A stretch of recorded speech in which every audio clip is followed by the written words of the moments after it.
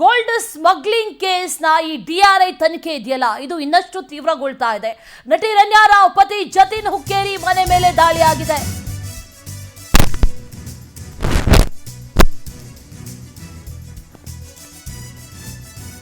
ನಟಿ ರನ್ಯಾ ರಾವ್ ಪತಿ ಜತಿನ್ ಹುಕ್ಕೇರಿ ಮನೆ ಮೇಲೆ ದಾಳಿಯಾಗಿದೆ. ಬೆಂಗಳೂರಿನ ಆಡುಗೋಡಿಯ ಫ್ಲಾಟ್ ಮೇಲೆ ಡಿಆರ್ಐ ಅಧಿಕಾರಿಗಳು ದಾಳಿಯನ್ನು ನಡೆಸಿದ್ದಾರೆ. ಪತಿ ಜತಿನ್ ಹುಕ್ಕೇರಿಗೆ ಸೇರಿದಂತ 9 ಕಡೆಗಳಲ್ಲಿ ಡಿಆರ್ಐ ದಾಳಿ ಮಾಡಿದೆ. ಆಡುಗೋಡಿ, ಇಂದಿರಾನಗರ ಸೇರಿ ಹಲವು ಕಡೆಗಳಲ್ಲಿ ಶೋಧ ಕಾರ್ಯವನ್ನು ನಡೆಸ್ತಾ ಇದ್ದಾರೆ.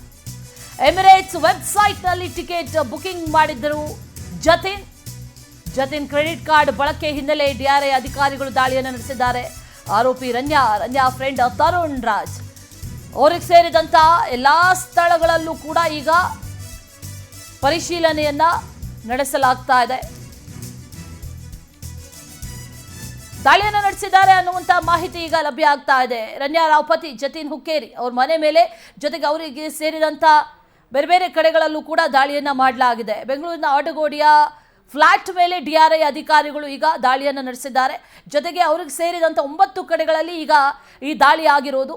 ಅಲ್ಲಿ ಒಂದಷ್ಟು ತನಿಖೆ ಕೂಡ ಆಗಬೇಕಾಗಿದೆ. ಇನ್ನು ಡಿಆರ್ಐ ಅಧಿಕಾರಿಗಳಿಗೆ ಮಾಹಿತಿ ಸಂಗ್ರಹ ಆಗ್ತಾ ಇದೆ. ಹಾಗಾಗಿ ವಿಚಾರಣೆ ಸಂಬಂಧ ಒಂದಷ್ಟು ಡೌಟ್ಗಳಿರೋದ್ರಿಂದ, ಅನುಮಾನಗಳು ಕಾಡ್ತಾ ಇರೋದ್ರಿಂದ ಆ ಸಂಬಂಧ ಈಗ ದಾಳಿಯನ್ನ ಮಾಡಲಾಗಿದೆ ಅನ್ನುವಂಥ ಮಾಹಿತಿ. ಈ ಎಮಿರೇಟ್ಸ್ ವೆಬ್ಸೈಟ್ನಲ್ಲಿ ಟಿಕೆಟ್ ಅನ್ನ ಬುಕಿಂಗ್ ಮಾಡಿದ್ರು ಜತಿನ್. ಮತ್ತಷ್ಟು ಡೀಟೇಲ್ಸ್ ಅನ್ನ ನೀಡ್ತಾರೆ ನಮ್ಮ ಪ್ರತಿನಿಧಿ ವೆಂಕಟೇಶ್. ದೂರವಾಣಿ ಸಂಪರ್ಕದಲ್ಲಿ ಜಾಯ್ನ್ ಆಗಿದ್ದಾರೆ. ವೆಂಕಟೇಶ್, ಈ ತನಿಖೆ ಚುರುಕುಗೊಳ್ತಾ ಇದೆ ಅನ್ನೋದು ಗೊತ್ತಾಗ್ತಾ ಇದೆ.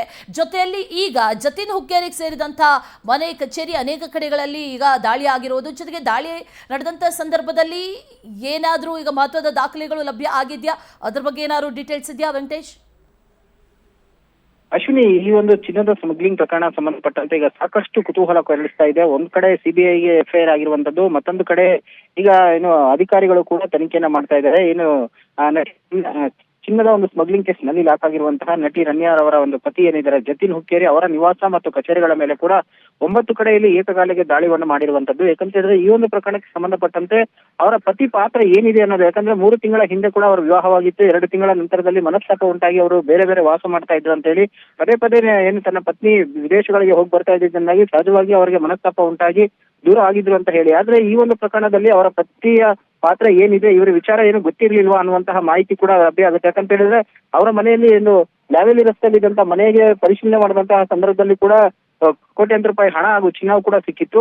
ಆ ಹಿನ್ನೆಲೆಯಲ್ಲಿ ಅವ್ರ ಮನೇಲಿ ಏನಾದ್ರು ಇದೆಯಾ ಅಥವಾ ಅವರಿಗೆ ಸಂಬಂಧಪಟ್ಟಂತ ದಾಖಲೆಗಳೇನಿದೆ ಅಂತ ಹೇಳಿದ್ರೆ ಸಹಜವಾಗಿಯೂ ಕೂಡ ಈ ಒಂದು ಇವರ ಆದಾಯ ಏನು ಮತ್ತೆ ಇವರು ಗಳಿಸಿದಂತ ಹಣ ಎಷ್ಟು, ಇದಕ್ಕೆ ಮೂಲ ಏನು ಅನ್ನೋದನ್ನ ಹುಡುಕುವಂತ ಪ್ರಯತ್ನವನ್ನು ಕೂಡ ಮಾಡ್ತಾರೆ. ಆ ನಿಟ್ಟಿನಲ್ಲಿ ಈಗ ಅಧಿಕಾರಿಗಳು ದಾಳಿಯನ್ನ ಮಾಡಿ ಪರಿಶೀಲನೆ ಮಾಡ್ತಾರೆ. ಎಲ್ಲಾ ದಾಖಲೆ ಪತ್ರಗಳು ಒಂದು ವೇಳೆ ಏನಾದ್ರು ತಾಳೆ ಆಗದೇ ಇದ್ದಂತ ಸಂದರ್ಭದಲ್ಲಿ ಅವ್ರಿಗೂ ಕೂಡ ನೋಟಿಸ್ ನೀಡೋ ಸಾಧ್ಯತೆ ಇರುತ್ತೆ, ವಿಚಾರಣೆಗೆ ಹಾಜರಾಗಬೇಕು ಅಂತ ಹೇಳಿ. ಅವರು ಅಫಿಡೇವಿಟ್ ನಲ್ಲಿ ಕೂಡ ಒಂದು ಕ್ಲೈಮ್ ಅನ್ನು ಮಾಡಿರುವಂತದ್ದು. ಅಂದ್ರೆ ಪತ್ನಿಯನ್ನ ವಶಕ್ಕೆ ಪಡೆದ ಸಂದರ್ಭದಲ್ಲಿ ನನಗೆ ವಿಚಾರ ತಿಳಿದಿರ್ಲಿಲ್ಲ, ವಿಚಾರ ಗೊತ್ತಾಗಿದ್ದು ಮತ್ತೆ ನೋಟಿಸ್ ಅನ್ನ ವಿಚಾರಣೆಗೆ ಬರ್ಬೇಕು ಅಂತ ಹೇಳಿ, ಜೊತೆಗೆ ಮನೆಯಲ್ಲಿ ಸಿಕ್ಕಂತಹ ಒಂದು ಚಿನ್ನ ಮತ್ತು ಹಣ ಏನಿದೆ ಅದನ್ನು ಕೂಡ ಅಫಿಡೇವಿಟ್ ನಲ್ಲಿ ಹೇಳಿದ್ದೀನಿ ಅಂತ ಹೇಳಿದ್ರು. ಈಗ ಓಕೆ ವೆಂಕಟೇಶ್, ಥ್ಯಾಂಕ್ ಯು ಡೀಟೇಲ್ಸ್ಗೆ.